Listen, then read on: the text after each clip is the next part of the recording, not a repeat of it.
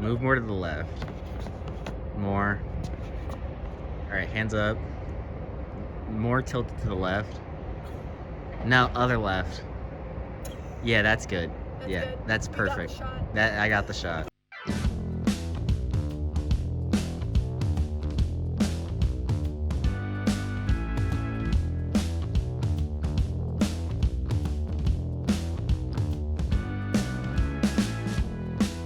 Welcome to Buckeye Travels. My partner Jack and I are going to travel to 10 different Ohio roadside attractions in 3 days to let you know which ones are worth visiting and which ones are a bust. So stick around as we come to our first day of travel to Cleveland.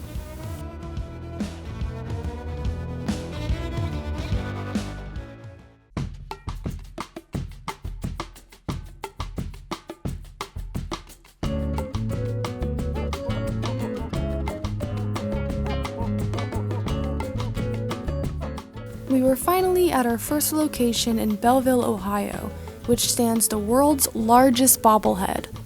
This 32-foot statue named Jacques stands outside the Buckeye Express Diner that is literally a restaurant that is shaped like a train. The statue was recently remounted last summer after 50 years of being in pieces in an abandoned field. Because the statue was missing its head, they had the idea of creating a sturdy custom spring to turn the statue into a bobblehead. The statue initially stood in Mansfield but was taken down in the 1970s. The statue's original coat color was blue, but the Buckeye Express Diner's owner pushed for the statue's coat to be painted red for the Buckeyes. Here's just an idea of how huge this statue truly is. We unfortunately did not have time to eat at the diner, so we were off to Cleveland.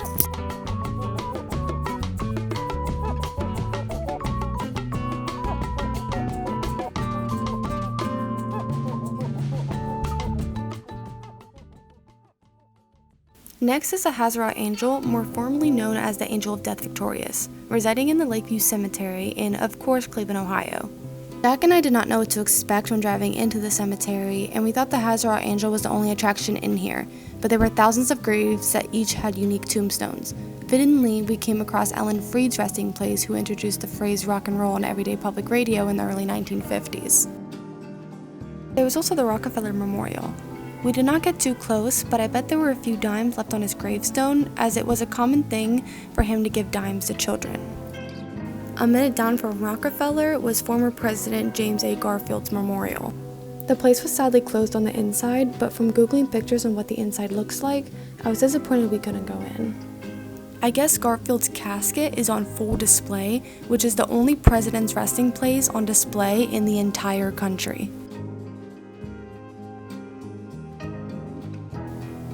It's no surprise the cemetery favored wealthy families during the Gilded Age.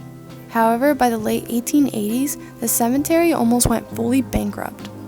However, they began reducing costs and keeping the place closely managed. And this way, they were able to avoid going completely under during the Great Depression.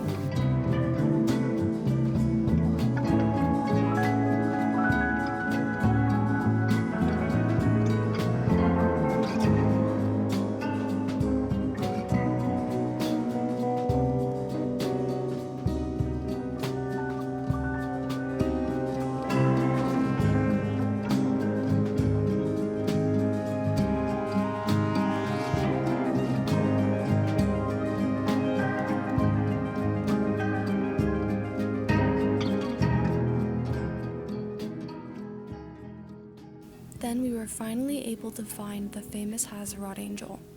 The angel appears to be protecting the entrepreneur Frank Hazarat and his family, and she famously weeps black tears. The tears were formed when the bronze started aging over time. This, of course, gives it a very spooky effect. Even though the cemetery features more famous gravestones, the angel's mark leaves a haunting impression. She holds an extinguished torch that symbolizes the ending of life. It was time to say goodbye to the cemetery and move on to the stamp.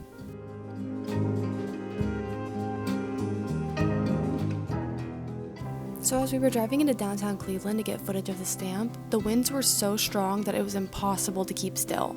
The stamp sits in the center of Willard Park, and it's only a 5-minute walk from the Rock and Roll Hall of Fame. It weighs around 35 tons and it's 49 feet long and 28 feet tall. It is actually part of a 3-piece art installation by Oldenburg and Van Bruggen. The other pieces include the standing mitt and ball and the giant toothpaste tube, both sitting in the Cleveland Museum of Art. There were actually disagreements as to whether the stamp should be face down or facing forward to see the free part, but Oldenburg wanted it to look like a giant picked up a small stamp and literally threw it. We wanted to get more footage of the stamp, but the winds were honestly not allowing us to do that. So we quickly said goodbye to the stamp and moved on to our next location.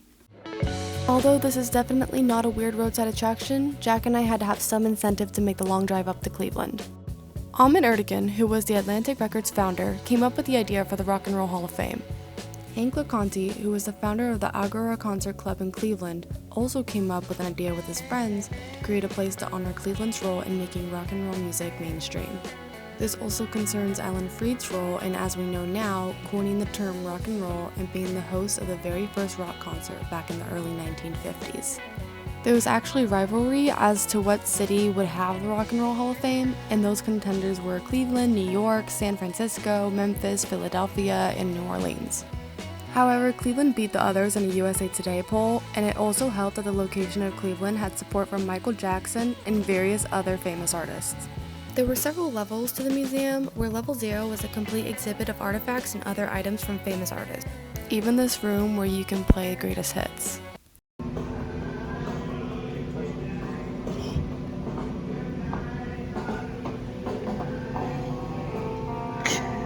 Other levels included the shop on level 1, the garage on level 2, where you can play around with the instruments, which Jack and I had to mess around with.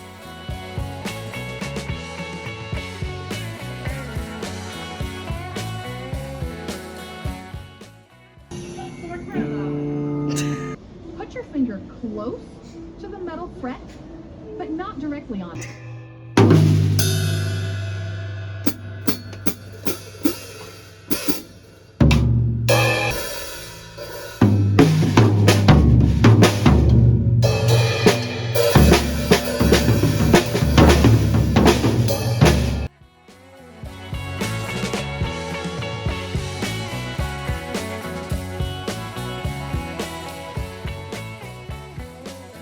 Level 3 included the inductee list. Level 4 honors Pink Floyd's The Wall with a huge replica of the one they used for the Berlin performance. Finally, Level 5 was another notable exhibit that includes handwritten drafts and instruments. A lot of the construction of the building took away millions of tax dollars from the school system, and the completed project ended up costing 4 times the budget it originally set out. The location of the building changed quite a bit. When they ultimately decided on the lakefront, the design had to be modified to be quite a bit shorter than they originally hoped. But the building ended up with a glass wall pyramid look that resembles the Louvre. In 1995, the Hall of Fame was finally open to the public. Overall, there was so much to see, and because our check-in time was at 2, we did not have that much time to see everything as they closed at 5, but we still had a good time.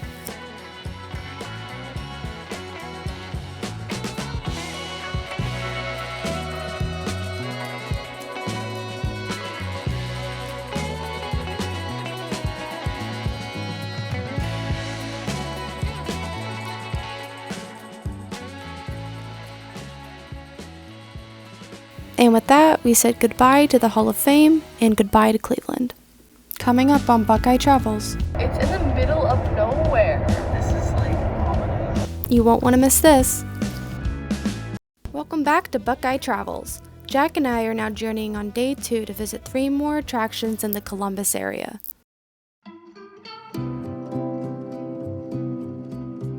So next is the world's largest gavel in Columbus, Ohio, but it actually might not be the world's biggest. So technically the one in Columbus here is not the world's largest gavel. There's actually recognized by the Guinness Book of World Records as the one in Illinois being the world's largest, even though that one's only 16 feet, well this one is 30 feet. But since it isn't made out of the same material as an actual gavel, it's made of steel instead, it's technically not the world's largest. The public sculpture is next to the Judiciary Building and is entirely made out of steel. The gavel is found in the center of the Justice Buildings as a centerpiece over a reflecting pool. It was created by Andrew Scott in 2008 and was built in honor of the Ohio Supreme Court. The gavel weighs a whopping 17,000 pounds. Since it is the winter time, we assumed all the water was shut off since there was no water in the reflecting pool, so it might be a sight to see during the summertime. Either way, it was a quick stop and a good place to get a corny picture near it since there weren't many people passing by. Move more to the left. More. Alright, hands up. More tilted to the left. Now other left. Yeah, that's good. Yeah, that's perfect. That I got the shot, yeah.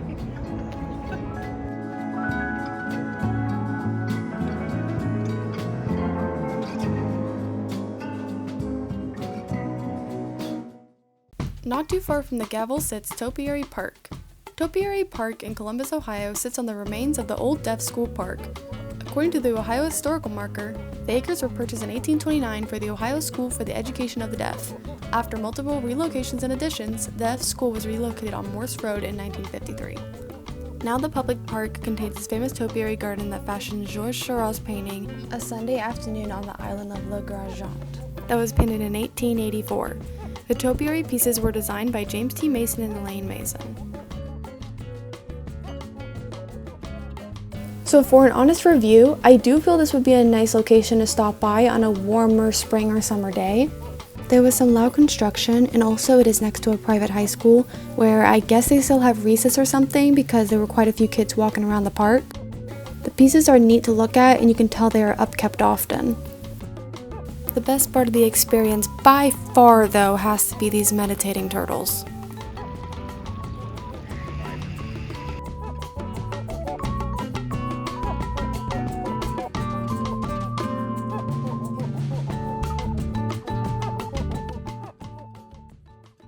Standing in Newark, Ohio, 7 stories high, is the world's largest basket. Designed as a hand-woven gift basket, it was meant to be the corporate headquarters of the Longenberger Basket Company, as the shape suggests.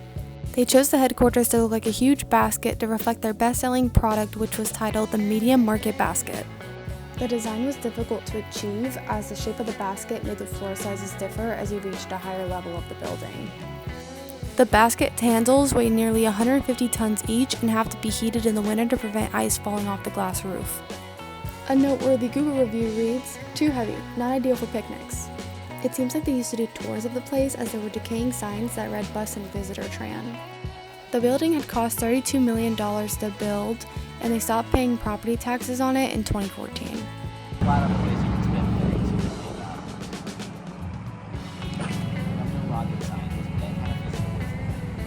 Anyways, the place was kind of spooking us out, so we decided to leave. But of course, a basket this big calls for another corny photo, and apparently, Jack doesn't know how people hold baskets because it led to this. More towards me. Closer to the basket. No. Me. Now left. No. Left or your left? Just walk straight a little bit. Yes, a little bit more. There you go. I'm holding it? Yeah.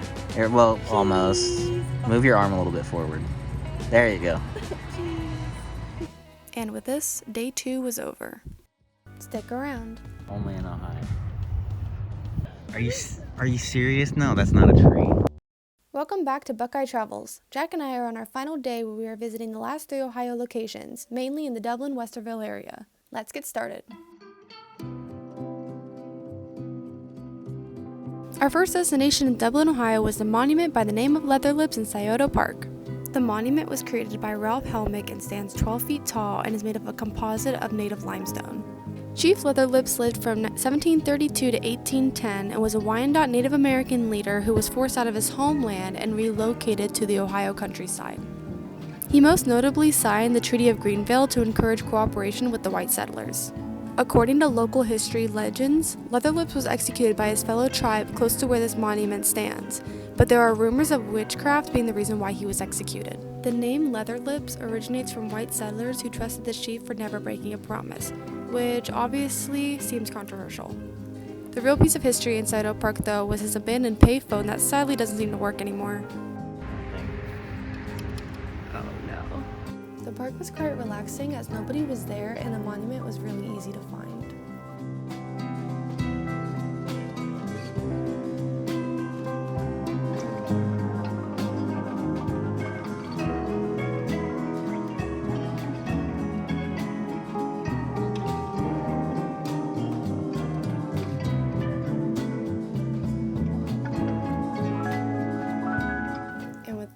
time to head to our next location. So then we ventured off to the Field of Corn, also commonly known as Cornhenge. Cornhenge is a publicly funded art installation in Dublin, Ohio, where you can find, you guessed it, a field of corn.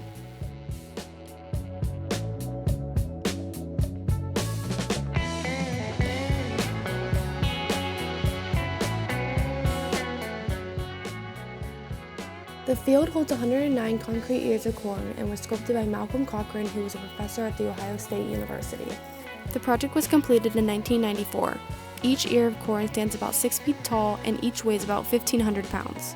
The ears of corn all face different directions, so no one could distinguish between each design. The field is meant to showcase the history of the community of Dublin's farming legacy. But really, only in Ohio would we make a sculpture for a field of corn. The area was off the side of the road, so there was really no place to park. It was fun to stand around for a few minutes, but then as you were left pondering by the benches, you do begin to realize it is just a field of corn. The area probably looks more vibrant in the spring or summertime, but that's true for a lot of the locations on our list. Any reviews? Like first? It really makes you think of where you come from. So it was time to say farewell to the corn and move on to our last location, the Inniswood Metro Gardens, which was not our original plan as we wanted to go to this huge dancing hare statue, but there was a professional frisbee guy recording in our way. So although we did not originally plan on going to this metro park, there was still some fun and promising things to do. The park is sort of marketed as a fairy tale garden, which it probably would have given off more of this effect if we went in the springtime, as the wildlife looks so pretty dead in the wintertime. Located in Westerville, Ohio with over 123 acres, the park houses over 2,000 species of plants. The area was donated by two sisters, Grace and Mary, in 1972 to the Metro Parks. A lot of the structures were clearly meant for small children, but it was still fun to mess around.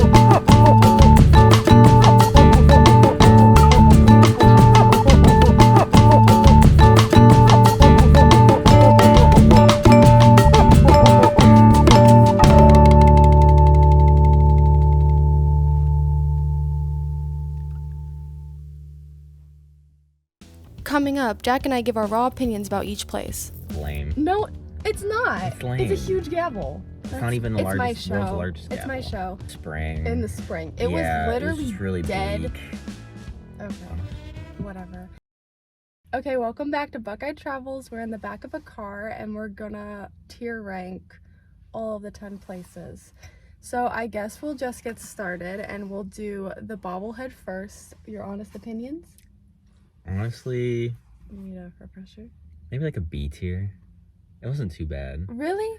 I feel like if we ate, it would have been a better experience, but it was just awkward because the owner saw us coming in before they were open. He was like, oh, we'll be open in a second. And we were like, no, we gotta go. So No, we lied and said, okay, great. yeah, we lied. And then we left. And we felt bad, but we had to get to the Rock and Roll Hall of Fame. Yeah. So, I mean, I think it was cool. It I was. thought it was neat.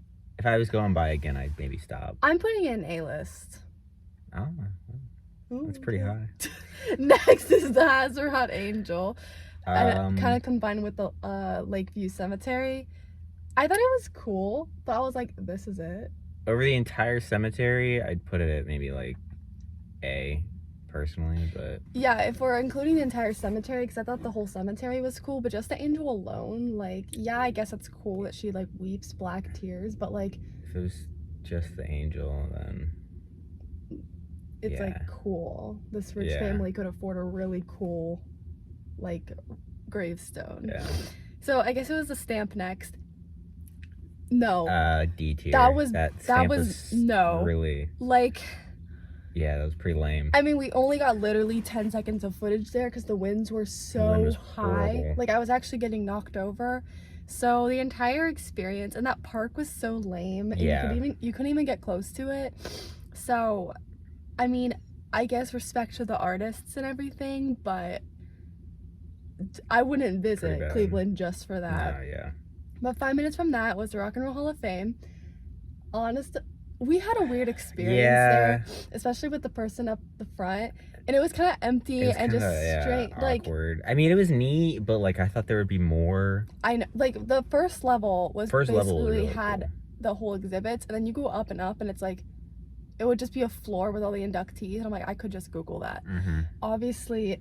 And they didn't have like something for every single person too. Like they didn't have anything for ABBA, I remember. Yeah, and my mom really wanted. Yeah. Well, she wasn't there, but she's been, and she was looking for the ABBA stuff because they were inducted in like 2010, and there was just like nothing there.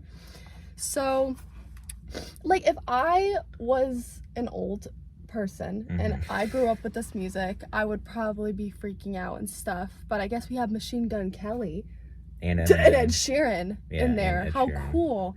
I put it at B. I feel bad for saying I that. wouldn't personally. I wouldn't like go up there again. I probably wouldn't go back. But then again, we didn't spend that much time there as we probably could have because we were kind of on a time crunch. Yeah. Okay, next up is a topiary park. That's the one in Columbus, right? Yeah, with all the topiary figures that looks like that painting. Honestly, it was a nice park. It was nice. We were by like a really private school though in the Columbus Library, the Metro. I'd put it at B. Yeah, like it was. Would you put it before or after the Rock and Roll Hall of Fame? Rock and Roll Hall of Fame was definitely better than that. Okay. But yeah. And I think it would have been nicer if it was quieter that day. It was just a lot of people talking, a lot of construction. Yeah. And it probably would have been prettier in the spring too, but the turtles were a big That was a big draw. big plus. Yeah. Okay, next up, I guess we do the gavel. I thought the gavel was kind of cool. C.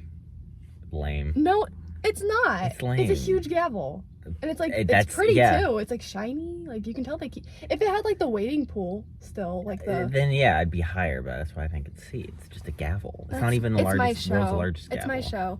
So I'm actually going to put it after the Topiary Park in level B. Whatever. They're so wrong. And then. S tier.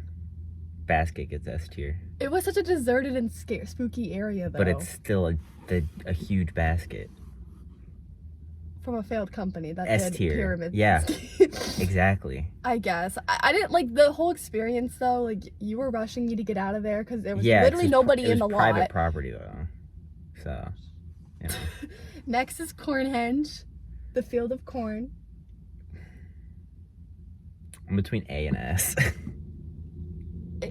Again, it was literally just a field of corn. I don't know if there's anything more Ohio than a field of corn. I feel like the corn could have been different colors. I know I'm not an artist here, but it was just that's like very bleak. That's the draw of it, you know? There's nothing different about the corn. Okay, this or Stonehenge? I guess A. A. Personally. But like above all of these? Yeah, I think they're better than that. Okay. Leather Lips. C. I mean, I guess it was just a park. It was cool. Yeah, it's a neat like park. if you saw that in a park, you'd be like, oh. That's neat. I guess, yeah. It wasn't like nothing amazing. It was made out of like limestone though. Okay. Awesome. Whatever. And then that Inniswood Metro Gardens would have been a lot cooler in the spring. It was literally it was just really dead. Bleak. And it would have been so kind of depressing. And like there were like appealing things to it, but the pictures we saw online were way different. And it was like not as good. Well, we didn't see the whole park either, I don't think. Because we wanted to see the dancing hares, but there was some like frisbee guy taking up the entire shot. Frisbee the entire time we were there for like over an hour. So we were like, we'll just go to this park instead. And I did love the granny's house with all the frog paintings. Like, that was Yeah. a very big plus. Above the gavel or between leather I'd lips? say between leather lips and The it's like a gavel? C tier, yeah. It's fine. It'd be better in the spring. I'd say if it was actually in the spring, I'd maybe go back. But like in the winter, I really don't need to go back. So I guess this is our definitive ranking. I feel good about the stamp being there. I'm not saying that leather lips and the Metro Gardens were like suckish. I just think maybe we went on the wrong time of year. Yeah. And then I'd go back if it was spring or summer. I feel like it might be disrespectful to put the Rock and Roll Hall of Fame in B. Just our personal experience. It's obviously cool. It's neat. It's but unique. like No, it's not for anywhere how else in the expensive country. the tickets were, I don't know if it was really. Yeah. And I I guess couldn't get an all-day experience out of it. the huge basket is number one. Oh yeah. Because it's a huge basket. If you can go inside, it'd be easily it's number one. But It's a basket shaped like an overpriced currently basket. for sale. Yeah. Currently for sale. So keep your eyes out. Yeah. All right, so that's it for Buckeye Travels. Use this list as your Ohio guide because, you know, and yeah, bye. Thank you for joining us on Buckeye Travels. It's been a pleasure traveling around Ohio and getting to see the unique things that it has to offer. I hope you were able to use this as a mini travel guide for your next road trip. And with that, we'll see you around.